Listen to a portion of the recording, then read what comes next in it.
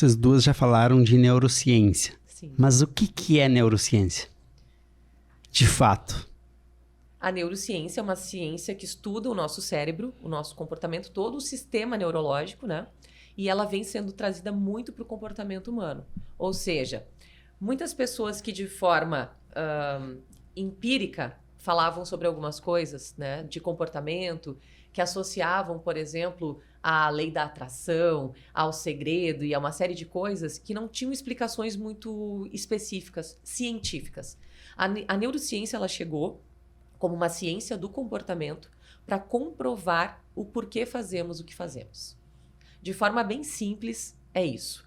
Né? Então, ela vai analisar todo o sistema neural, todo o sistema neurológico, como acontece a neuroplasticidade, as sinapses, as conexões neurais, para justificar o porquê, o que acontece com o nosso corpo, com o nosso organismo, quando agimos de uma determinada forma ou outra. Até para trazer isso, contextualizar isso, né? Por exemplo, todo o aprendizado, ou ele é feito através de uma repetição ou forte impacto emocional. Dentro do nosso cérebro, as sinapses neurais, elas vão se unindo para transformar aquilo em um aprendizado. Ou seja, se foi repetido para a pessoa que ela precisava escovar os dentes todos os dias e repetidamente, hoje se tornou um hábito. Quando era criança, aquilo era de uma forma a ser aprendido. Então, mecânico. E hoje se torna de uma forma automática. Né? Então, todo o comportamento humano é entender justamente isso. E a neurociência ela veio para entender por que tem alguns comportamentos que são inconscientes e outros precisa racionalizar mais. Então, eles fizeram, inclusive, testes no cérebro para entender qual era a parte do cérebro que se ativava mais, considerando o comportamento, a imagem, o som, sentidos e onde tudo isso conectava. Então, quando a gente fala de neurociência, tudo isso que a gente está trazendo, na verdade, é um compilado de informações, de conhecimento que leva para o mesmo lugar. Né? Então, quando a gente fala de crença e a gente fala de comportamento humano, está tudo interligado. Então, dentro da neurociência, o próprio comportamento, por exemplo, um influente que é muito da fala, de se comunicar, de se relacionar, ele tem um sistema límbico mais ativado, porque ele é uma pessoa mais emocional. Muito. Ela traz muitas emoções. E um conforme, que é o extremo, né? Ele é uma pessoa extremamente racional. Então, a linha de conexões neurais dele é mais do neocórtex. Então, que é a parte mais racional. Ou seja, a neurociência ela vem para explicar olhando para o cérebro. E como que tudo isso desencadeia, né? A ativação de neurotransmissores, hormônios, né? E aqui a gente vai entender como o comportamento pode ativar um neurotransmissor ou um hormônio que pode mudar a minha fisiologia completamente. Por isso que a gente chama de treinamento comportamental. E nós começamos essa conversa falando sobre performance, né? Alta performance. Se todo mundo soubesse o poder que nós temos aqui dentro, na nossa mente e no nosso corpo, com certeza a quantidade de remédios que são usados eles seriam infinitamente menores. Até porque hoje o Brasil, infelizmente, lidera o ranking de consumo de ansiolíticos e antidepressivos entre os países da América Latina. São mais de 720 milhões de usuários de ansiolíticos e antidepressivos. E aí, 720 milhões? 720 milhões no mundo? Do mundo, né? E o Brasil lidera o ranking na América Latina. O que acontece? Nós temos uma farmácia interior. Nós temos uma farmácia da mente, como eu costumo falar. E o que seria isso? Através de ativações de comportamentos extremamente fáceis e rotineiros, a gente é capaz de ativar uma farmácia que substitui medicamentos. E o nosso trabalho enquanto treinadoras é fazer com que todos os nossos clientes vivam essa rotina todos os dias. De uma forma muito mais, trazendo mais alegria, mais satisfação, mais equilíbrio, aprendendo a respirar, aprendendo a ativar dopamina de maneira natural, ocitocina, porque coisas muito simples como estar aqui rindo, brincando, interagindo, trocando informação, a gente ativa ocitocina, né, que é o hormônio do amor. A gente ativa, fazendo uma atividade física, endorfina, testosterona. ativando recursos. Então, é muito simples, de uma forma prática, que custa R$0, ativar um neurotransmissor que vai fazer toda uma descarga no meu corpo, pela minha corrente sanguínea, e vai me trazer uma sensação de bem-estar imediata. Agora, quem é que tem interesse em divulgar isso? Quem é que tem interesse? Isso dá para colocar numa sacola, numa caixinha e vender? Quem é que Não paga dá. por isso? Quem é que paga por isso? Agora, eu garanto que isso é muito mais transformador do que uma caixa de remédios. Só que a sociedade está sendo levada para esse corredor em que todo mundo segue a fila da medicação. Né? Quisera eu que todo mundo acordasse para não precisar mais disso e usasse muito mais banho de sol, sono de qualidade para ativar melatonina, atividade física para liberar endorfina, ativar testosterona, se sentindo melhor. Então, são maneiras muito simples de buscar prazer saudável e se autorregular com coisas que são absolutamente acessíveis para qualquer pessoa. Então, isso é muito democrático. Qualquer pessoa pode tomar sol, qualquer pessoa pode dormir. E então, é fantástico descobrir que, através de comportamentos, novos comportamentos, nós podemos trazer muito mais qualidade de vida e, aí sim, buscar alta performance com algo que eu acho extremamente relevante. As pessoas associam muito, quando se fala em alta performance, a um atleta, né? Um atleta de elite, aos grandes nomes do atletismo ou de qualquer outra área do esporte. E eles, de fato, são exemplos de constância, persistência, uma vida regrada. Mas é possível para réis mortais que não são atletas ter alta performance? É possível. E aqui, para mim, o grande balizador é o quanto eu consigo trazer de verdade para aquilo que cabe para a minha vida, para a vida de vocês, para a vida de todos nós, e saber mensurar dentro da minha realidade o que é possível fazer, o que é ser uma pessoa de alta performance para mim, o que é ser uma pessoa de sucesso. Né? Porque se nós olharmos as gerações passadas, a geração dos nossos pais, por exemplo, ter sucesso era o quê? Era ter um emprego estável, era ter uma casa, um carro e viajar uma vez no ano. Não era esse o padrão até então? E uma casinha na praia. Uma casinha na praia, nossa, aí o sonho estava realizado. O que acontece hoje? Nós viemos de uma geração, e principalmente após o processo de pandemia, está buscando muito mais significado, muito mais propósito para a vida, né? E então, trazer uma vida com qualidade e, que eu costumo dizer, tendo felicidade de segunda a sexta, é uma forma de viver em alta performance. Colocando na nossa agenda, fazendo caber na nossa vida os pilares mais importantes da nossa vida. Né? Cuidando de quem importa, cuidando da nossa saúde, cuidando daquilo que faz com que a gente cresça de uma forma sistêmica, organizada e dentro do possível equilibrado, né? Porque essa palavra ela é um tanto questionável. E você falou ali de atleta. Se parar para pensar assim, o momento deles de palco mesmo é muito curto, né? Muito curto. E a vida deles é repetição, repetição, repetição. Se tu fizer um filme da vida de um atleta, é monotonia total, né? Porque eles ficam muito tempo repetindo a mesma coisa para chegar naquele momento do palco com alta performance, né? Então, uma pessoa de alta performance tem que repetir muitas vezes para chegar lá, né? Tem que ser muito resiliente, né? Porque só os resilientes sobrevivem na consistência. As pessoas, elas desistem muito antes do fracasso. E essa é a grande questão. Uma pessoa que não trabalha a sua força mental, ela desiste antes, né? Muito perto da linha de chegada. Ela começa a mudar o foco, ela começa a se perder no caminho, porque ela não tem a consistência, que o trabalho de um atleta profissional, por exemplo, ele tem essa consciência já do quanto é importante essa resiliência, de persistir, porque nós nos tornamos aquilo que repetimos.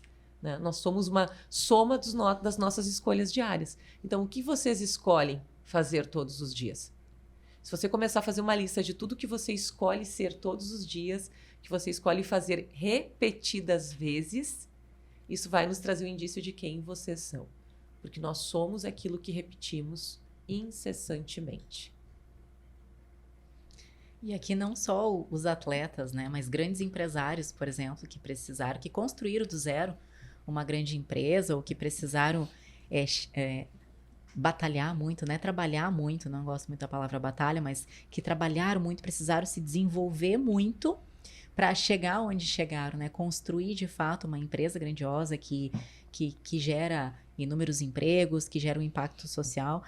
O que acontece? Essa pessoa também desenvolveu alta performance, mas de uma outra perspectiva, né? Mas é o mesmo ponto, é a resiliência. A questão é, por que um escolhe a linha de ser atleta e o outro escolhe um outro caminho, né? E aqui é justamente esse perfil comportamental. É a pessoa que se entendeu, que se respeitou nas suas características, que percebeu que poderia potencializar isso, e esse é o papel do treinador comportamental, que é de fato entender, ou seja, essa aqui é a tua principal característica, e se você trabalhar e desenvolver isso vai te trazer felicidade na jornada, porque está de uma certa forma mais congruente com aquilo que é natural para você. Então, quando as pessoas querem ter alta performance, primeiro é o que o Tony falou, repetição, repetição, repetição. E muitas vezes as pessoas cansam pelo fato da repetição. E ao mesmo tempo eu vou ter que abrir mão de um monte de coisas. E as pessoas fazem as duas coisas, repetição e abrir mão das coisas. Então elas têm dois motivos, na verdade, para desistir. A repetição, que é a que dói, né? E o abrir mão de tudo. A renúncia. Exatamente. E aí entra uma questão que ficou muito bonita nos últimos tempos, né? Todo mundo fala sobre propósito. Descubra o seu propósito. Você tem que trabalhar com o seu propósito. Mas, para cada escolha, existem várias renúncias. As pessoas sabem o que elas querem. Mas, ok, você quer mesmo isso? O que você está disposto a abrir mão para ter o que você diz que quer? Porque se você quer muito algo, você vai ter que abrir mão de algumas coisas. Toda escolha vai exigir renúncias. Se eu escolho B, eu vou ter que dizer não para A e D. Se eu escolho D, eu vou ter que dizer não para B e A. Simples assim. Só que muitas pessoas da geração dopamina, elas querem tudo, elas não querem abrir mão de nada e elas querem ter o resultado, de preferência, imediato, como se fosse um miojo. Porque não há tempo, cautela para esperar, o tempo de processo, o tempo de semeadura, o tempo do trabalho. Ninguém planta e colhe no mesmo dia. Tudo existe um processo. É por isso que as pessoas caem muito no conto do vigário, né? Aí encontram os charlatões que vendem o quê? Pílula mágica, fique rico em 3 dias, venda tantos R$1.000, né? Não, você não precisa estudar nada e você vai ficar milionário.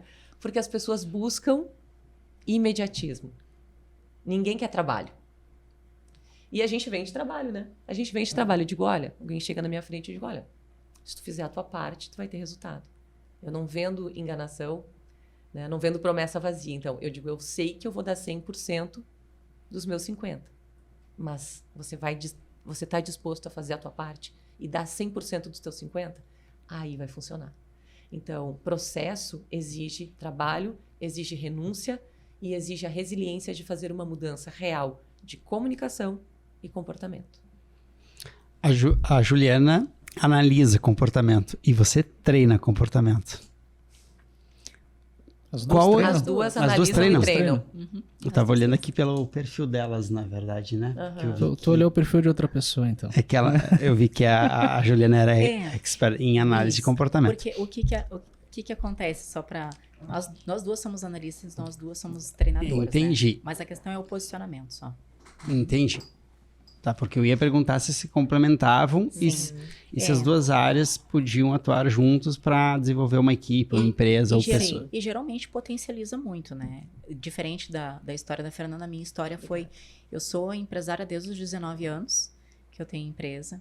Então, já tive muitos colaboradores, funcionários, muitos liderados, né? Já cheguei a ter mais de 1.000 pessoas trabalhando comigo.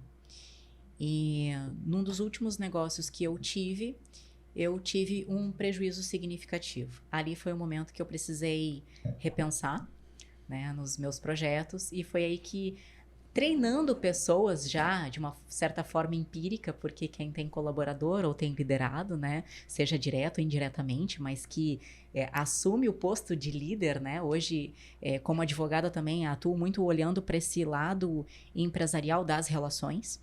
E a gente uniu tudo isso, né, para construir os nossos projetos.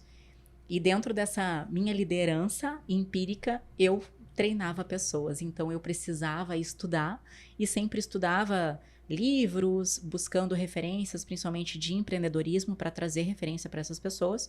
E, de fato, imergi, né, no desenvolvimento pessoal, começando aí pelos estudos com o Paulo Vieira, né, que foi onde a gente se conheceu.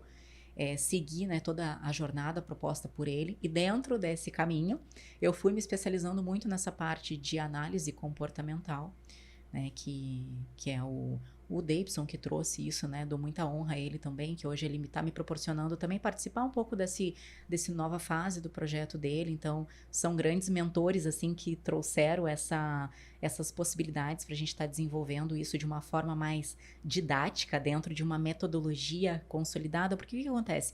O nosso trabalho hoje no Brasil, ele não é reconhecido, né, como uma profissão, como uma carreira. Por isso que qualquer pessoa pode se denominar coach, porque não pode ter uma restrição, porque não existe uma validação, né? Então, olhando por um lado jurídico, se tu fizer um curso de 2 horas na internet, tu já pode ser considerado um coach, porque não tem esse filtro, né? Mas a gente se preocupou em buscar essa profissionalização, essa validação de metodologia. Então, a nossa formação ela é ancorada na Universidade da Flórida, e que traz mais esse subsídio para a gente enquanto embasamento técnico, né? Embasamento teórico também, para fornecer todas as informações. Então, tudo que a gente traz aqui não é algo que a gente... eu vi em algum lugar, decidi... Li num livro, trouxe uma frase motivacional, inclusive a gente Eu conheço muito palestrante que só lê o livro. E fala muito só o que está nos livros. E eu vou te dizer que isso é Desculpa te interromper. Claro, isso é muito grave, né? E a gente olha no mercado, assim, com perdão da palavra, essa prostituição, né? E tratar de algo tão sério, porque trabalhar com as emoções humanas é algo muito sério. Então, o profissional ele precisa ter um amparo, ele precisa ter um conhecimento para estar preparado, inclusive, para se algo der errado, né? Para uma catarse ali no meio de um processo em que a pessoa entra num estado emocional tão alterado e que não consegue voltar. Então, nós trabalhamos muito essa mudança de comportamento, e como a gente reforçou aqui, os 2 caminhos, né, de aprendizagem do ser humano, do nosso cérebro, é a repetição. Então, a gente sempre fala treine, treine, treine e se torne aquilo que você quer. Qualquer coisa que você treinar, você é capaz de se tornar. E a outra forma é o forte impacto emocional. Então, propiciar o forte impacto, né? Nós podemos criar traumas do bem, eu costumo dizer.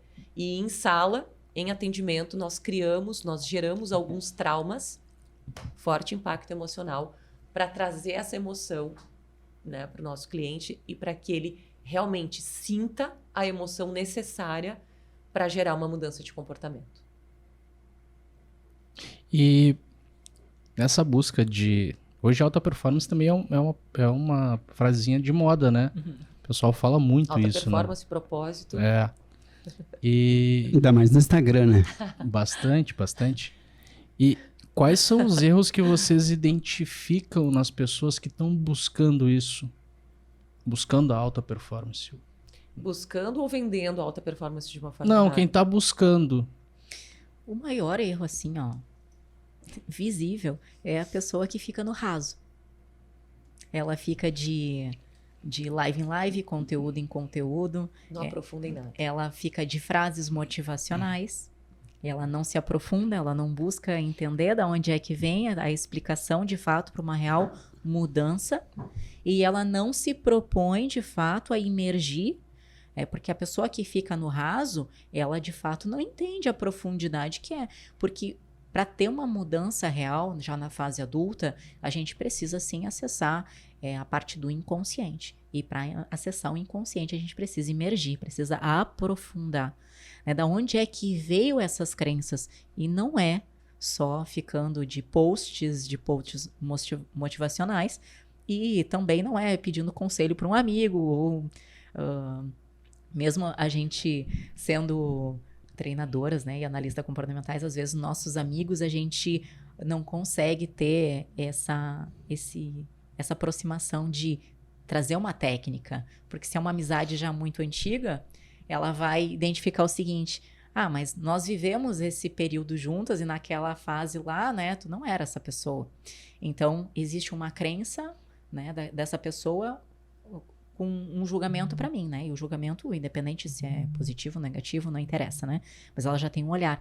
Então, às vezes, a pessoa, ela tem que não consegue, de fato, ter um resultado, alcançar, né, o que ela busca, é justamente por conta disso, porque ela não faz uma imersão que é o que deveria, porque ficou aí 12 anos, né, do nascimento até os 12, criando essas crenças, e ela acha que com uma postagem motivacional ela vai conseguir. É que tem um ditado que diz, né, frases motivacionais, elas são ditas, não são ensinadas, né? As pessoas muito dizem, faz isso, faz aquilo, mas não ensinam. Tu tem que fazer assim, assim, que vai impactar isso, né? Então é muito fácil de falar, né? Claro, exatamente. Mostrar como fazer, né? Como proceder. E eu costumo sempre dizer, eu não gosto, confesso que não gosto quando as pessoas falam, tu faz palestra motivacional. Eu digo, não, eu não motivo ninguém. Eu só consigo motivar a mim mesma. O que eu faço é ativação, é diferente. Porque assim, ativar a tua vontade de encontrar o teu motivo para agir. Simples assim. Eu não sou animadora de torcida para ficar, vamos lá, pessoal, vocês conseguem. Não é isso, né? Ser um treinador é fazer com que você, de forma muito honesta, muito verdadeira, encontre o teu motivo para agir. Então, a palavra já diz, né? Motiva a ação. Qual que é o teu motivo para agir? O que te faz acordar, sair da tua cama com vontade, com sangue nos olhos, com energia para todos os dias ir lá e vamos de novo? Foi um dia ruim? Mas ok, amanhã vai ser melhor, porque eu tenho certeza, eu tenho uma visão clara de onde eu quero chegar. Eu tenho certeza de que todos os movimentos que eu estou fazendo, todas as escolhas diárias, estão me levando para a vida que eu desejo. Então, isso é ter motivação, mas a motivação ela é interna. A gente não encontra isso num guru, num mentor, não encontra em ninguém a não ser nós mesmos, né? O papel do verdadeiro mentor é fazer com que você encontre esse caminho, encontre as tuas potencialidades, elimine as tuas fraquezas e, a partir de aí, encontre o teu caminho com muito mais leveza e tranquilidade. Eliminar fraquezas? Forte é assim. É possível eliminar as fraquezas? É possível. E as dores? Vai doer, será? Também, ressignificar, né? É um mergulho profundo, né? Eu digo que é um ato de coragem, um processo de desenvolvimento. Assim, ó, mas eu fiquei com uma dúvida, olha só.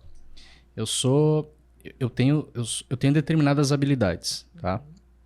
Não é mais fácil eu desenvolver ainda mais essas determinadas habilidades do que eliminar esses erros que podem ser pequenos ou que não impactem tanto?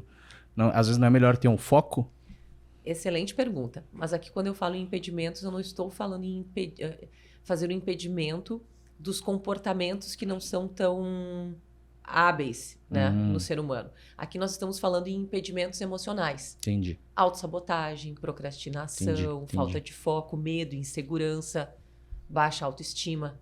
É sobre isso. Agora, isso que tu trouxe, Lucas, é extremamente importante porque o papel do treinador é fazer com que você já seja incrível naquilo que você já é bom. Identificando qual é a tua principal potencialidade, ok, agora a gente vai fazer com que isso se potencialize. O que você pode fazer mais para... Realmente, isso aqui é a tua habilidade natural. Você vem usufruindo 100% dessa habilidade, talvez você esteja operando aí com 30%. E olha quanto, né? Quão vasto é o espaço para poder performar muito mais. E uma pessoa que ela tem uma habilidade natural e ela começa a se reconhecer nesse cenário, é óbvio, é inegável que ela vai se destacar no trabalho que ela escolher fazer. Porque é tão visceral, é tão lindo ver alguém no seu habitat natural que a pessoa diz, nossa, mas como ela faz isso com facilidade? Como eles fazem isso com facilidade? Né? E na área de vocês devem perceber muito quem já tem essa habilidade nata, né, para negociação, para venda. Assim também nós. Eu me sinto completamente no meu habitat quando eu estou fazendo uma palestra ou aqui com vocês. Eu amo essa interação com pessoas, a comunicação, a transformação do ser humano. Então, eu definitivamente me encontrei muito rápido na minha jornada, né? Com 10 anos eu já tinha clareza que eu queria ser jornalista. E a virada de chave também para o processo de transição de carreira, ele foi um pouco mais lento, foi mais doloroso porque a gente se apega muito, é natural do ser humano. Já existe uma construção. Eu preciso abrir mão desse lugar onde eu já sou reconhecido e começar do absoluto zero. Não é uma escolha fácil, mas ela é necessária para uma nova vida. Então, a renúncia, ela é muito mais importante num processo de escolha do que a própria escolha. E aqui é o segredo, né? Porque todo mundo quer saber o como, né? Como que eu faço para chegar lá? E aqui a gente traz indícios, né? Mas só quem passa por um processo consegue identificar. E o como, cada um desenha o seu. Então, nosso papel como treinador e como analista é entender o teu como funciona melhor assim. Então, por isso que a nossa responsabilidade enquanto treinadoras é entender... O Lucas prefere as coisas assim, de uma certa forma com mais rotina, então ele vai se enquadrar mais nisso. E a gente sempre traz uma reflexão, uma autorreflexão, e essa construção sempre vem de ti. Porque se eu chego com uma fórmula mágica que funcionou para mim, eu não sei se vai funcionar para ti.